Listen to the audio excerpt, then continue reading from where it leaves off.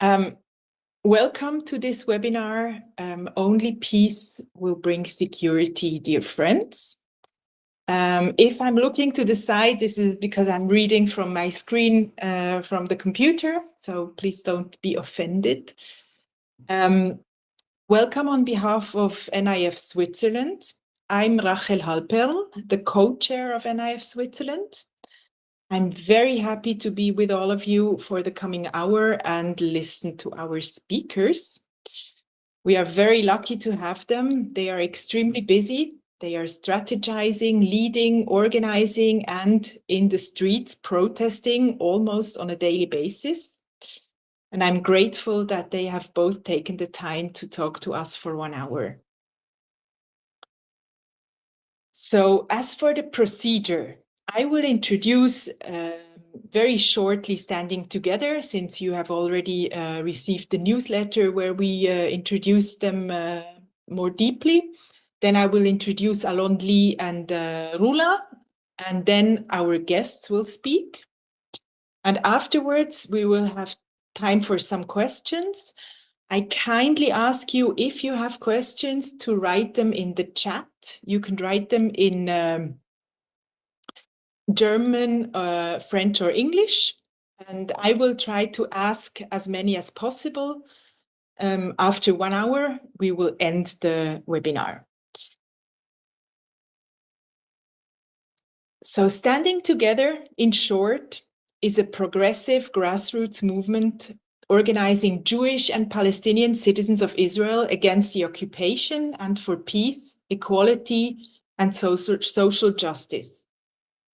It seeks a future of peace and independence for Israelis and Palestinians, full equality for everyone in Israel, and true social, economic, and environmental justice. To achieve it, it is building the political power to create an alternative to the existing reality. Alon-Lee Green is the national co-director of Standing Together, a member of its elected leadership and a Jewish citizen of Israel. A lifelong activist, Alon-Lee began agitating for social change as the teenage founder of Israel's first national waiters' union. He was also a prominent leader in Israel's 2011 social protest movement, campaigning against economic inequality, and a key advisor to longtime progressive Knesset member Dov Chenin. He's from the Hadash party, right? In 2015, he co-founded Standing Together and has since led the movement through numerous campaigns against war and occupation, and for peace, equality, and social justice. Alongside Rula, he was recently featured as one of Time magazine's 100 Emerging Global Leaders of 2024. Congratulations on that. Rula Daood is the national co-director of Standing Together, a member of its elected leadership, and a Palestinian citizen of Israel. Born and raised in the Galilee village of Kfar Yassif, Rula began her professional life as a speech pathologist before becoming a committed political activist, organizing around Jewish-Arab partnership in Israel's mixed cities. Since joining Standing Together in the late 2010s, Rula's political and administrative expertise have played a critical role in the movement's dramatic growth and success. Alongside Alon-Lee, she was recently featured as one of Time magazine's 100 Emerging Global Leaders 2024. Without further ado, I would say the floor is yours.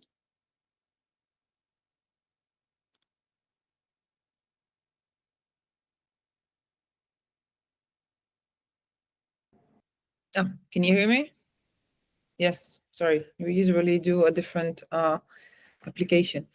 Good evening, everybody. Thank you for having us and taking the time to sit home and listen to us talking to you again. I think maybe for the first time. I see, yes, talking to you about what we do and about the movement that we are part of and we are leading through very difficult times in the place we live. But I would start by a small introduction, so you would get to know us more. So as you've heard, my name is Rula Daood. I come from a small village. It used to be it's not a small anymore, in the north of Israel called Kufr Yasif. I was born in a 4 members family, 2 brothers, 2 sisters. A little bit less to a middle class family. And what it's important about, I think my story is the fact that I am very much similar to many Palestinian citizens of Israel. Most of us are born in homes where our parents don't really want us to be political. They don't want us to speak about politics, act on politics, or take part in anything that can be somehow challenging the system that we are born into. And it comes from a very, I would say, understandable reality that our parents has grown under the military laws in Israel. And my father and my mother and my uncles were brought up when Israel had martial laws in the north of it in the 60s and the 50s. And they've lived through many fear of oppression of the system that ruled them. So whenever we speak politics, whenever we want to do politics, they tell us to hush. And it's because they fear for their kids, and what can the government do to your kids. But when we get out and we meet the society, most of us, we don't really have shared societies. We have a Palestinian cities, Palestinian villages, and you have Jewish cities all around of Israel, and there are not very much mixed cities inside of Israel. So for many of us, the first time we get to meet as Jews and Palestinians, it's when we go to college at the age of 18, 19, 20, and depends. And the clash at that time is so huge because we come from not just different cultures, but also from different raising and different political ideas. And for many of us, it is the first, time we realize and we understand the differences in the society we live in, and also understand as Palestinians the fact that we are a real minority within the Israeli society. Palestinian citizens are 20% of the citizens of Israel. But the way of life that we all of us have, I would say, is very similar. In daily life, we get, for me at least, I was dealt with very much racism, discrimination, if it was at work, at college, even trying to rent an apartment in Tel Aviv when I was a student and after. And these little actions, and small actions of racism accumulate one after the another. But for me, and I went to college, I finished my first degree. I wasn't political. I didn't do anything in politics. I became a speech therapist. And when I finished my school, I wanted to travel. And I wanted to go to Italy just to, have a week or 2 weeks in Italy before I start the real life, my own career in Israel. Because of those of you who know, Israel is also a very expensive country to live in, and you have to pay a lot of money to be educated, to get education, and to rent your own apartment. So when we go to the airport, when I went to Ben Gurion Airport, I knew that we all know that Palestinian citizens have a very different, kind of a security check from other citizens, and it's something that we are ready for. But my own experience was not just being asked too many questions, taken aside, checking all my luggages. It was also before boarding the airplane, I was asked at the age of 26, 27, to go to a different room, to have a random security check. And in that random security check, I was asked to strip off my clothes. And the woman who was supposed to kind of frisk me continued saying that this is a random security check, and it's for my own, security and for the people with me on the airplane. And for me, it was not just a very much humiliating experience, but it was the first time I really understood how the society that I am part of, the country that's supposed to be, looking at me as a citizen, saw me. And it felt as if I am a threat to that country, to that system.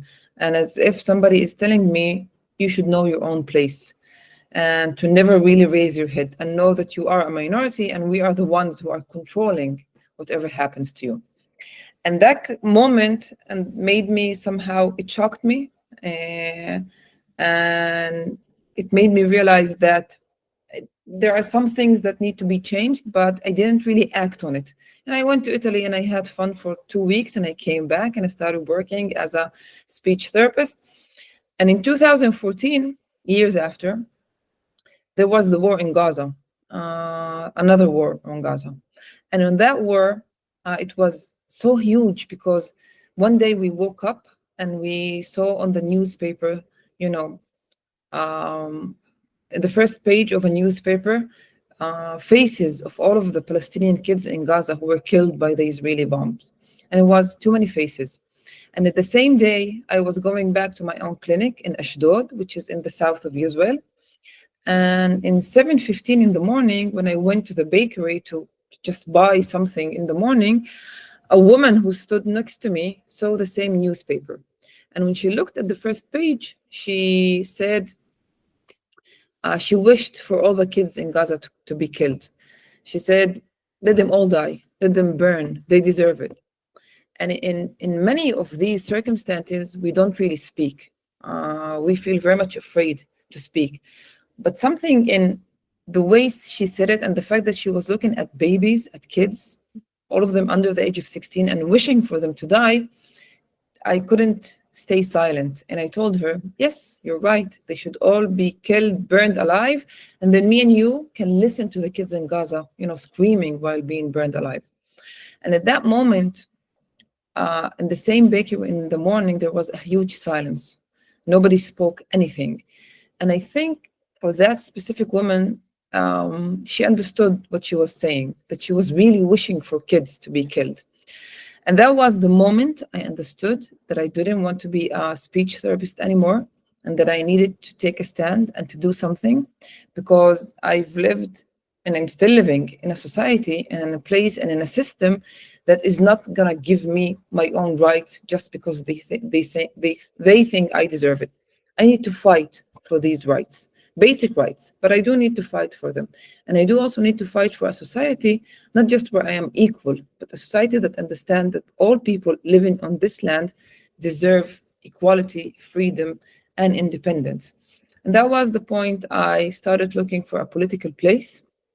And 2 years after, at the beginning of Standing Together, I saw purple shirts demonstrating in a demonstration in Jerusalem, a day that's called, Jerusalem Day, where very right-wing settlers come to roam the streets of East Jerusalem with Israeli flags to just show people, Palestinians in Jerusalem, that they are the owners of the place, and all of the businesses get closed. Palestinians get arrested just to let few hundreds of settlers roam the streets, which are not theirs.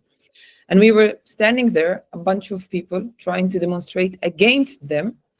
And it was the first time I saw a woman wearing a purple t-shirt. On it was written in Arabic and Hebrew, standing together. And she climbed on one of the walls and she had a megaphone and she started shouting. And she started shouting in Arabic and Hebrew. And we shouted back. And then she shouted again and we shouted back. And then she went down and went to the streets of East, the old city of Jerusalem, and we just followed. And in that, moment, I didn't just see, leadership that was missing in many places that I were looking for, but also I saw people fighting, for equality, for justice, for the people of Jerusalem, and also doing it in both languages, which is something that is very much missing, was missing, and still missing from the Israeli politics. And I started looking, understanding who was that woman. And her name was Hamutal. She was Jewish. She spoke very fluent Arabic and Hebrew and many other languages. And since that point, I became, an activist of Standing Together. And it was the beginning the real beginning of standing together. And for me, coming from a place that it's not political to a place where I can find a real home that is not afraid of my identity, is there to fight with me for, you know, real equality within the society and the country I live in, but also understands that on this land, all of us deserve liberty and equality, is the real sense of having a political home. And since then, in Standing Together, we've been leading many struggles, not just mobilizing people in the streets, but also organizing them, both Jewish and Palestinian citizens of Israel, in order to build a different and a new political power from within our society. Because we simply believe that the way we can really change what's happening in here is only when we have the will of people, and we have people with us also believing and understanding that the real change is something that comes from us, and liberty and equality is something that we all deserve on this land.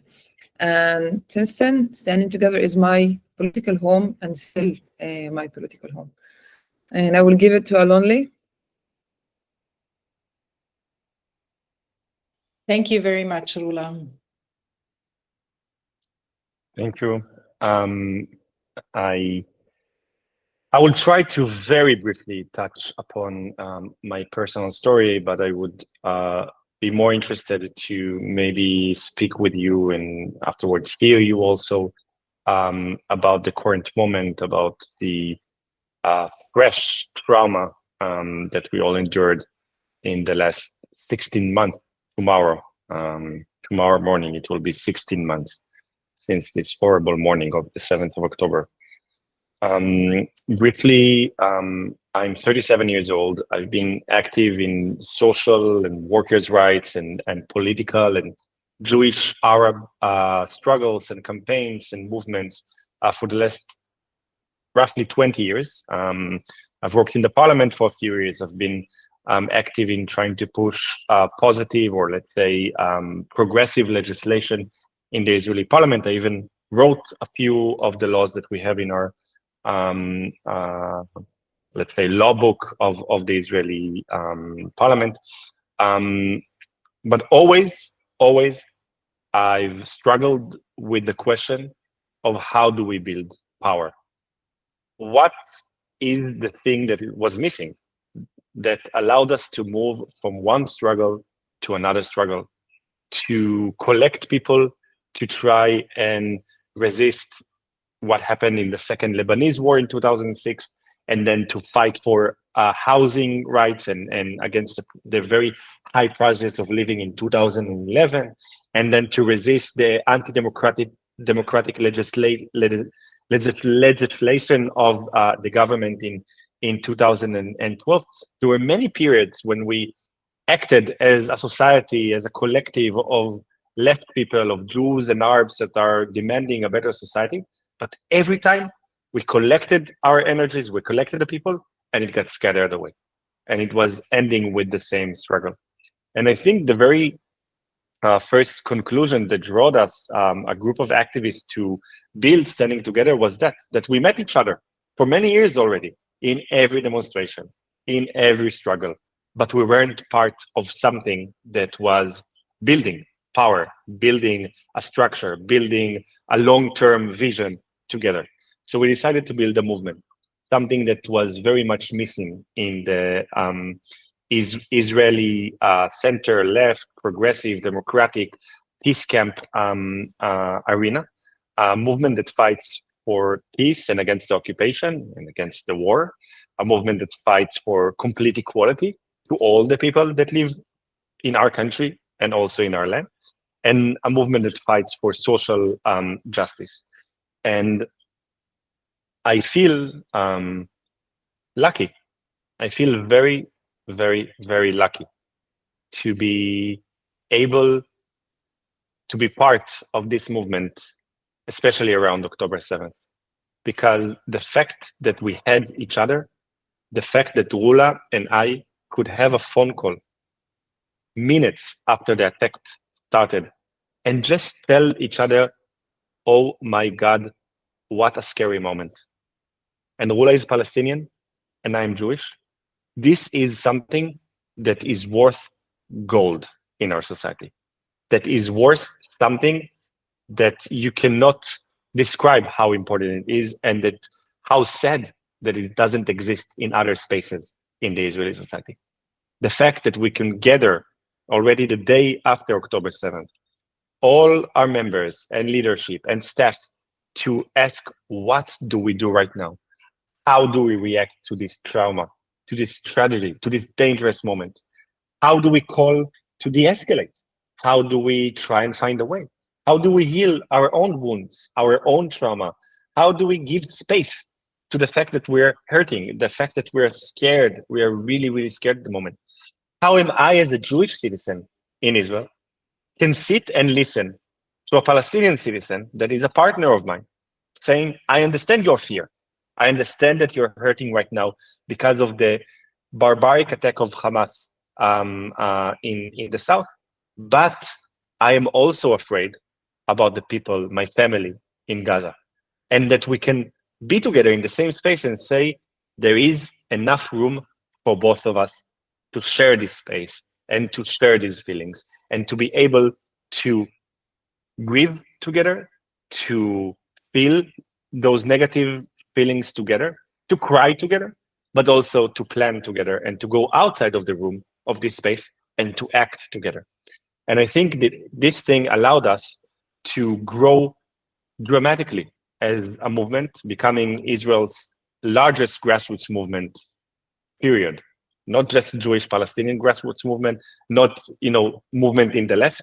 We are the largest Israeli movement right now that is not a political party, not an NGO. We are a grassroots movement with tens of thousands of activists around the movement. Among them, 6,000 members are joined already to pay membership. So not every member, not every activist will, fill up the sign and start paying a monthly membership. We have 14 chapters in campuses of colleges and universities across the country. We have 12 local or regional chapters across Israel. And we are in a long process already of 16 months of getting stronger. Unfortunately, also because there is a void. There is a void in the Israeli political system. Look, for example, what happened yesterday. We woke up to a nightmarish morning. The people that went to sleep around 11 or midnight didn't see the headlines that came all the way from Washington, D.C., from the White House, of the press conference of Netanyahu and Trump together, declaring that they have a plan to forcibly deport, expel all 1.8, they say, maybe it's 2 million Palestinians from Gaza without the right to return to Gaza, and removing Palestinians from there in order for the US to take control and build their, I don't know what kind of real estate they want to build there. This is the morning we woke up to. But what else did we hear? We heard that within 4 weeks, the American administration will give an answer about annexation of the West Bank, if they approve it or not. 4 weeks, and the Israeli lobby and the Israeli settlement movement are working hard in order to push for this direction. And what didn't we hear in this press conference? We didn't hear one word about the second phase of the hostage deal and the end of the war. And what we know already for a fact is that the hostage deal, the ceasefire agreement, is the only way to bring back the hostages alive to Israel. Military pressure did not help. It actually killed some of the hostage. We know of multiple ones. So we woke up extremely worried. We felt that we're in kind of an apocalyptic moment of two very powerful men standing together and promising us hell, promising us that instead of healing, instead of moving towards a better path, instead of saying, look what an amazing moment it is to have after 15 months a ceasefire. Look how amazing it is to see families reunited, hugging each other. How strong and powerful are the moments of these brave women that are being released from captivity of Hamas and coming back to Israel. How amazing it is to see Palestinians in Gaza not being bombed every day and are able to go back to their towns and cities in the north of Gaza, and children saying, finally, I'm allowed to be reunited with my family.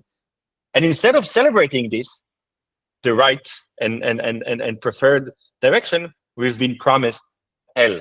And believe me, this plan can only mean hell and more violence. And then we tried to listen. What are the Israeli politicians said to us yesterday? And I will say that the political parties and parliament members that represent the settlements and the Likud were celebrating, and they used even the term, a lot of them, this is a biblical moment. This is a biblical miracle. They said it as celebrating, oh my God, what a miracle happens to us, that the American president stands on his 2 feet and promises us that we get to have the entire land of Israel and to remove millions of Palestinians from this land. This is kind of a fantasy for them. And then we moved further to the center, and we heard Benny Gantz saying Trump is the truest friend of Israel. And Benny Gantz is the leader, the strongest leader right now of the center left and the anti-Netanyahu camp. Trump is the true leader and the true friend of Israel. And his plan, if it's feasible, is an amazing plan. This is Benny Gantz.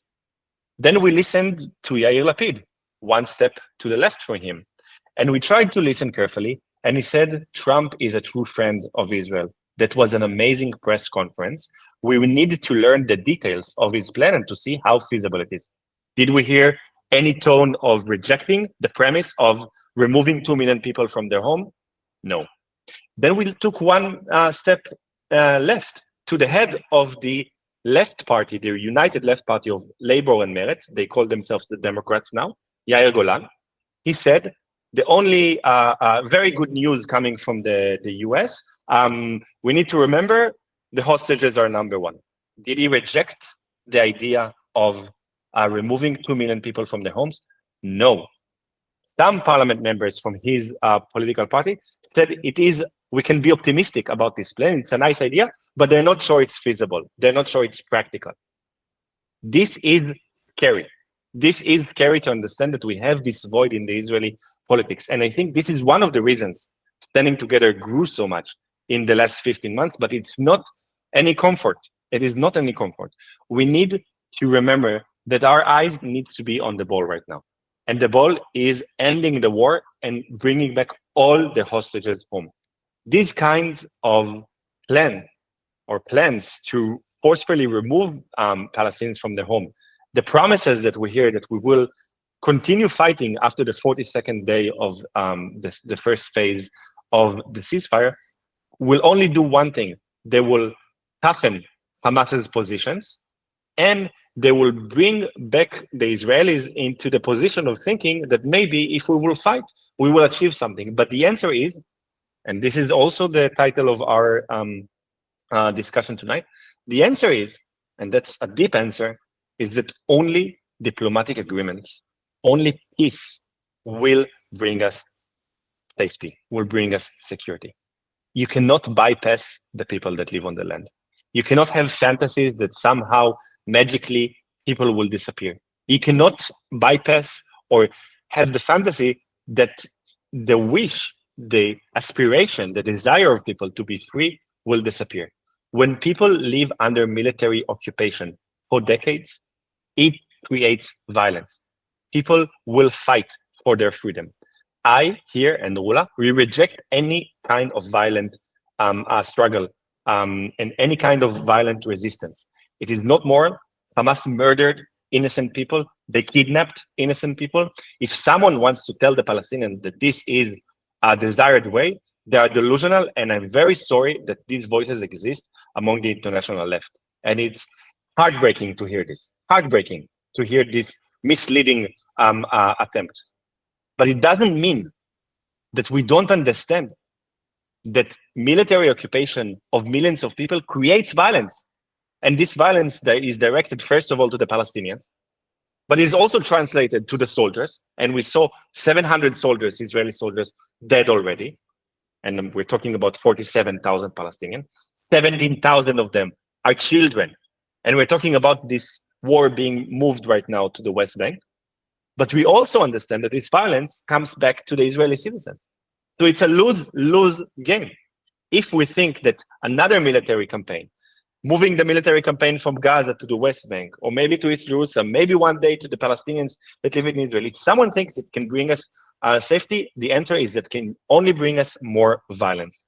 The only thing we didn't try yet, and I know some people will try to say we did, and I'm willing to break them with them and to try and say what is the real nature of it. But the only thing we didn't try is the same thing we did with Jordan and Egypt, and it's peace with the Palestinians.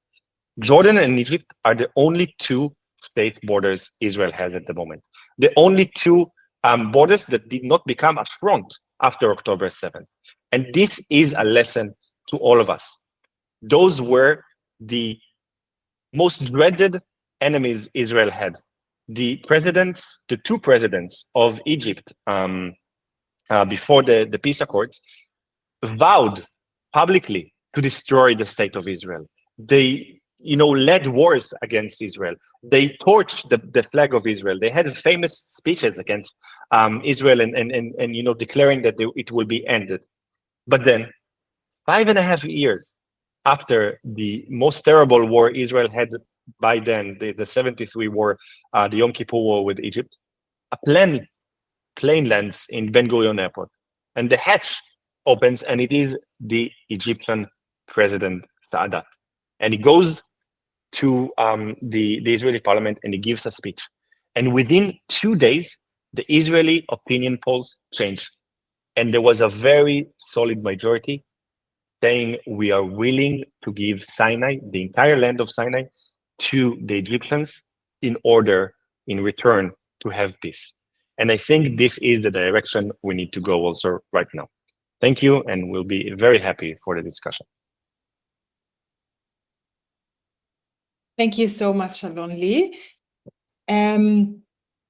We have one question. I think the first question has been answered, like how large Standing Together is. I think you answered that, and I think that it has grown since 7th of October is also was also in what you said. But then Stefan is asking, how do you protect yourselves and the movement from the hate from both sides, and what kind of oppression do you experience also as a movement and also personally? So maybe you can answer that. Well, I think that I would say it's something we make a joke about, the fact that very radical left attack us, at the same time very radical right, extreme right also attack us. So it's a kind of a joke, because both of these sides don't really agree on what we say, but they somehow agree on their own ideas, which is, very much fascist and wiping out one people on the expense of another people, and not understanding that two people do live here, and we do need solutions that will guarantee both of us, very basic principles, which is, again, liberty, equality, freedom, independence, real safety for the people who live in here. So both of these people do attack us, our ideas, and they also have, personal attacks on us. And it's something we don't usually like to talk about or to publish. But after the 7th of October, and when we held our truth, and we spoke about the fact that the only way that this war can end is, or not even to go to the extent that it went, is by having a negotiation and going into a deal and talking about a deal immediately after, 2 days after the 7th of October, because this is not the first war we've seen between, Israel and Hamas. And we didn't understand it's going to be, 15 months of total destruction. But we went out and we said, we don't want this war to continue. We need a hostage deal, so it would not deteriorate to something that is bigger. And immediately after saying that, Alat told us that we are crazy people and we need to sit aside, and it's time for revenge. and retaliation on, the people living in Gaza. But we didn't agree with that. And our message was very clear that we need a deal, a ceasefire, a stop to this war. And now that we have a ceasefire, we see that a lot of people are also agreeing with us. But these attacks were also personal. At the beginning of this war, we had personal also attacks, threats on our lives. We had to leave our homes. We have security on our offices. But again, it's something we don't usually, publish, because we don't want to be also seen as, these very minority of crazy people, because we're not, because we do know that more people agree with what we say. And the fact that after the 7th of October, standing together has grown in enormous numbers means that many people from the society that we live in agree with us. And this is hope for us. And this is a huge power. Now, we know we're not, the majority of the Israeli society, but we're not that small of a minority. What we spoke of 10 months ago, today, is very much acceptable within our society. And the way we take care of ourselves, I think that the ability to hold a conversation 3 days after the massacre of Hamas, to members, a leadership, and a staff of people who, some of them had friends that were killed at the Hamas attack, some of them had families that were bombed in Gaza, some had their brothers and sisters asked to go to Gaza, to serve in Gaza. And being able to hold a conversation and speak about what we were feeling at that same week, and being able to cry with one another, but also understanding that the pain is mutual to all of us and it's real on both sides, and giving it a place. I think it really enabled us to understand, how do we really continue from that point on, and being able to have also campaigns that speaks about, what is really in the benefit of the people living in here, both people, also helps us to kind of stay strong also as people, as activists, and as a staff. But I do believe a huge part of it is also understanding that at the end of it, we are the only ones who can save ourselves. And it's very much up to us to, make a bigger political change. And that is why we wake up each and every day and, take all the power that we need from the people with us and by one another, and just keep on doing that. So being part of a huge and a bigger groups of people and a movement is also gives us hope and power. It's a way of us taking care of ourselves also.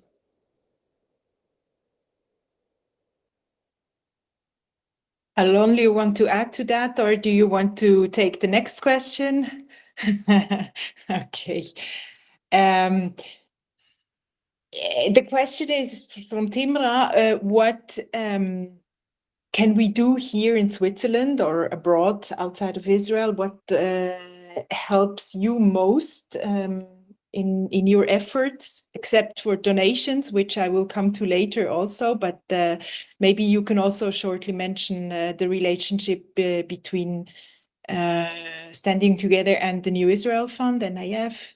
Yeah. And what people could do in addition or except for donations, if there is something. Sure. It's always a tricky question because, of course, what happens in our land is affected by other countries in the world, especially bigger countries that have a lot of power, and it's also affecting other countries in return. You all probably felt it, that the question of Israel and Palestine and Gaza can split families in the last year and a half, can divide communities, can bring upon you attacks of how can you say that? How can you say that after October 7? How can you stand with the Palestinians? How can you stand with Israelis? And so on. So we do understand it, but we understand that mainly this question is upon us to solve. We do not hold the belief that one morning, someone in the world, some leader, will wake up in the morning and say, today is the day I'm going to force peace upon Israelis and Palestinians, and all of a sudden, all our troubles are going to be gone. It's not going to happen, especially not in the world as it is today, that we see how dark it's becoming and how twisted things are turning to. We believe that it is upon us, the people living in Israel and in Palestine, the 14 million people living on this land, upon us to push our leaderships, the two leaderships, into the direction of ending the atrocities, ending the crimes, ending the mutual pain, and go to a Palestinian and Israeli peace. But we believe you can really help in this.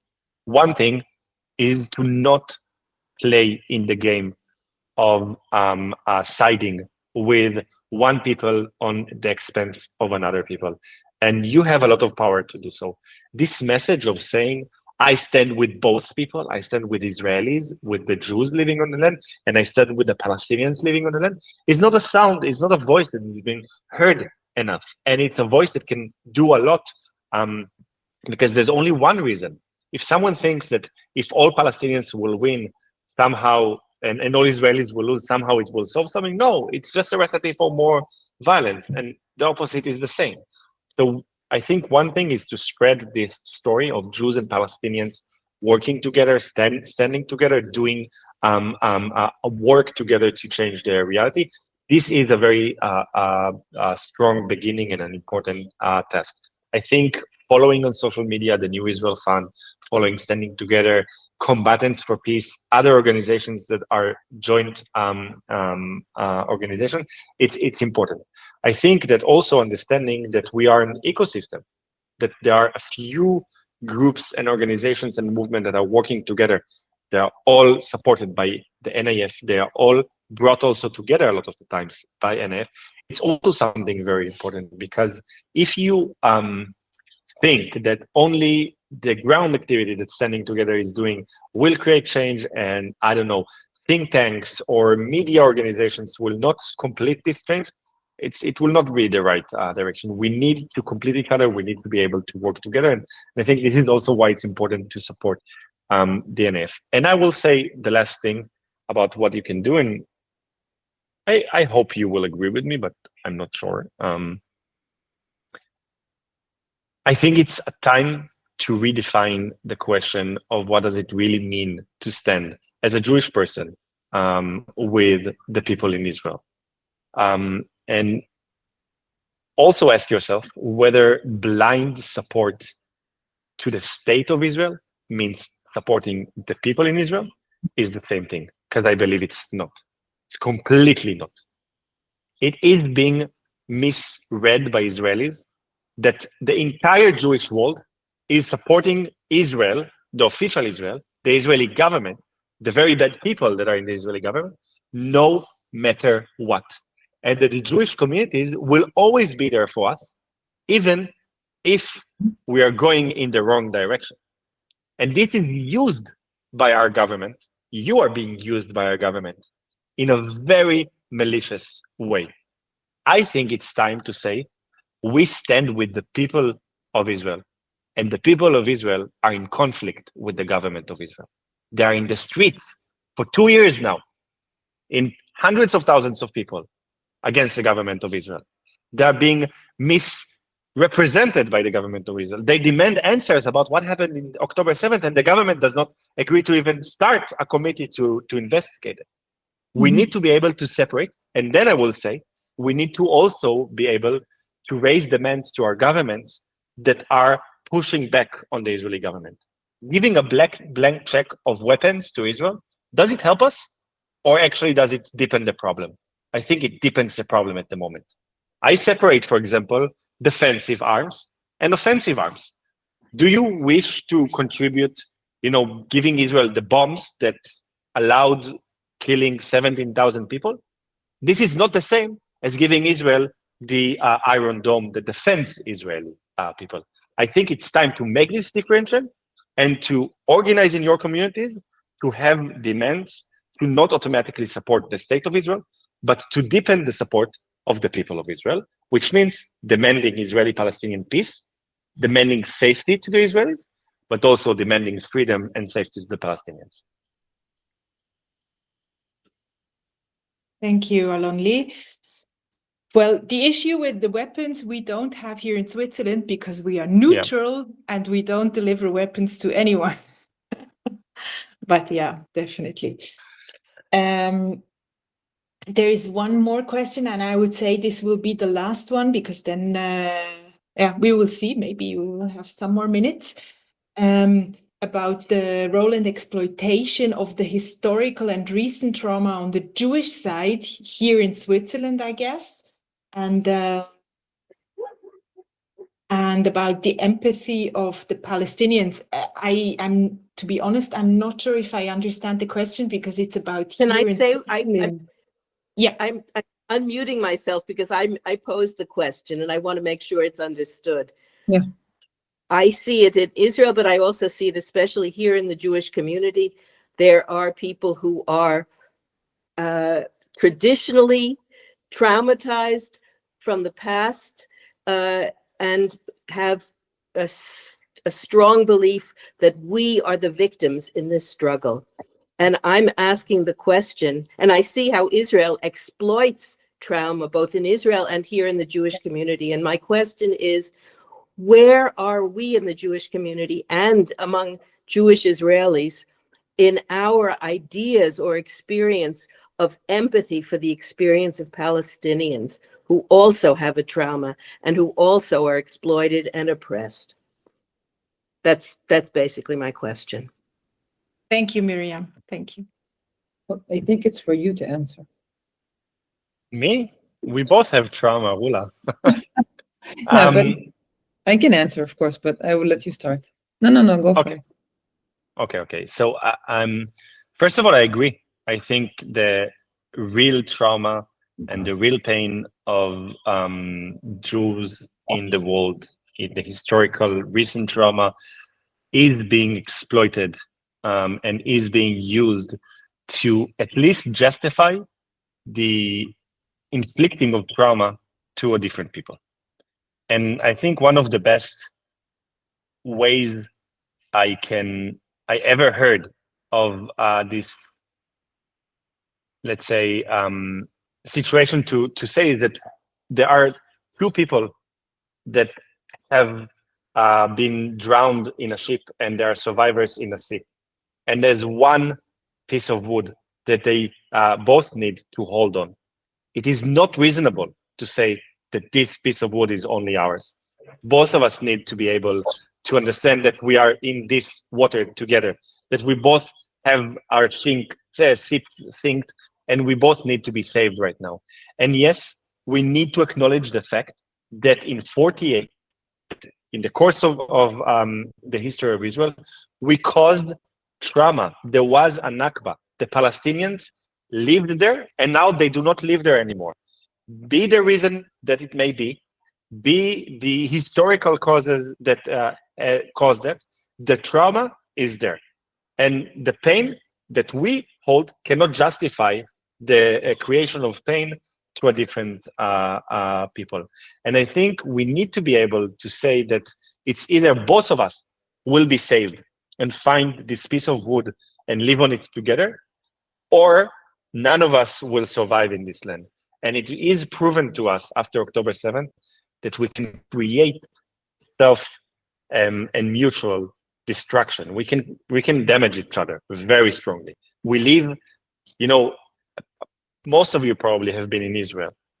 Go today in a Jewish part of Jerusalem. It is not only Jewish anymore. Go in a Palestinian part of Jerusalem. It is not Palestinian anymore. Go in Lud, in Haifa, in Ramle, in Be'er Sheva, in Nazareth, in Nof HaGalil. People live in mixed realities today. We can create a lot of damage if people will decide to do that. But we need to do everything we can in order to heal our traumas and understand that we share traumas that are maybe not from the same cause, but we live together. And I think, sadly, we are probably in the last moment in our history that we can save our people, our both people, from mutual destruction, because The future can hold salvation, but it can also hold very, very dark things.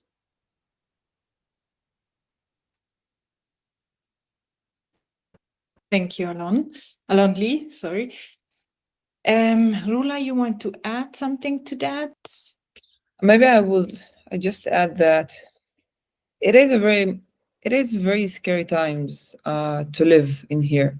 We go out to the streets, we fight, we hold hope, we have people, we get bigger, but at the same time we see, what's also happening to our society, the place that we live in.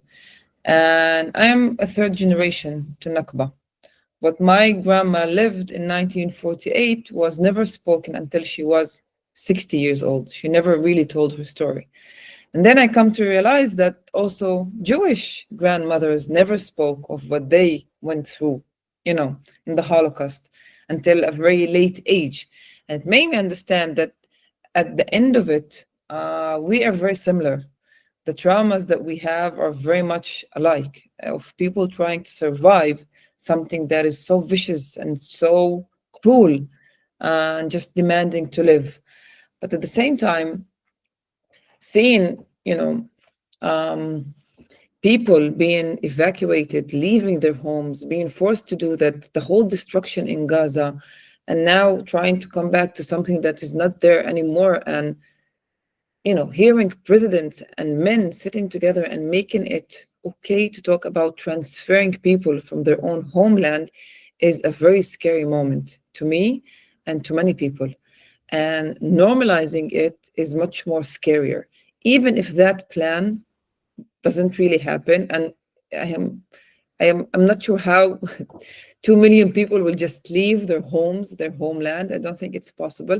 But even making it, normalizing the word, the concept of it is very much scary to us. And it brings much more traumas to both people. And I think it brings more traumas to the older generation that we have that still remembers what really happened not very far years ago.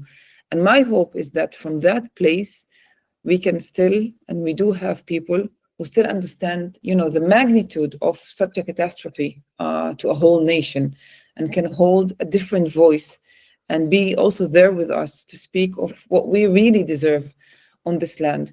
And I do believe that it is a really crucial time of what we choose to do and how we act and react to what's happening, because we can be able to really build something that can change our reality, or being led by fascist people will overcome all of us.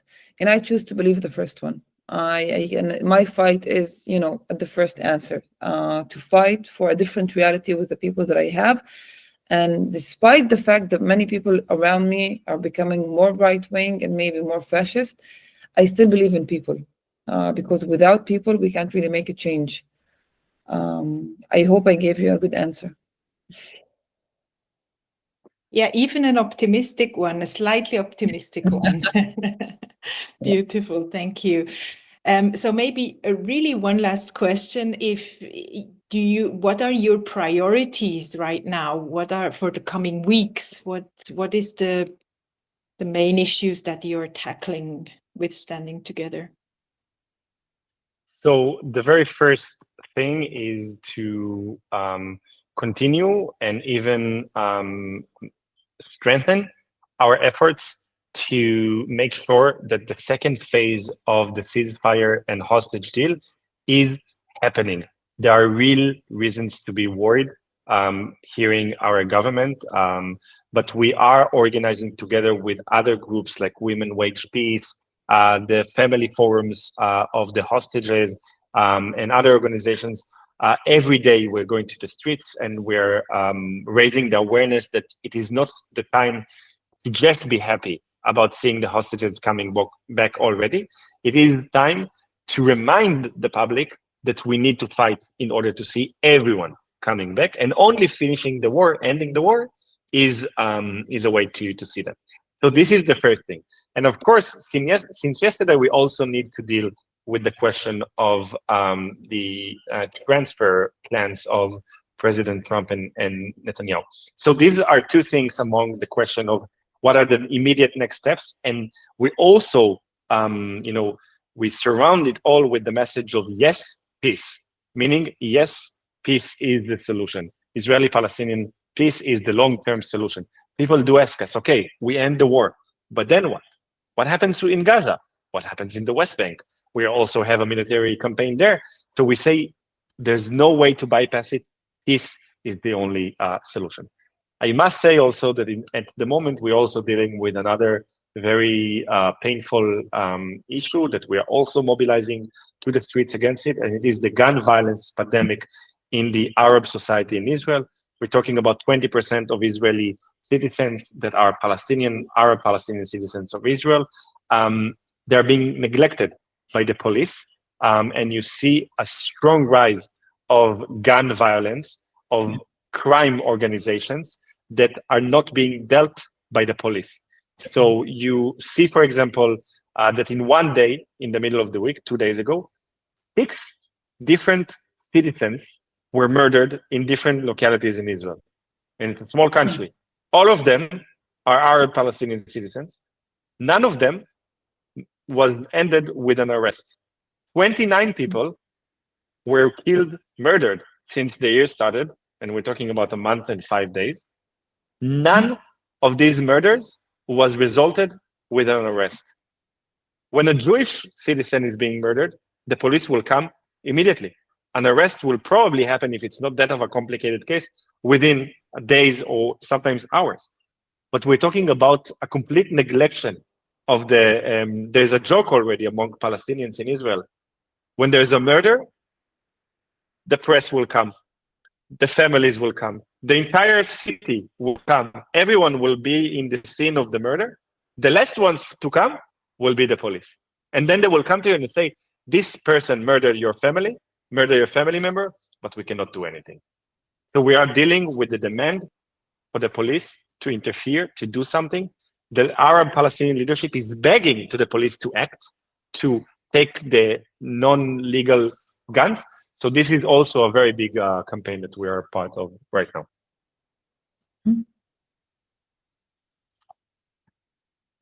Hey, yeah. And so you're not getting bored, I see, I'm sure. Yeah, we have come to the end of this hour, and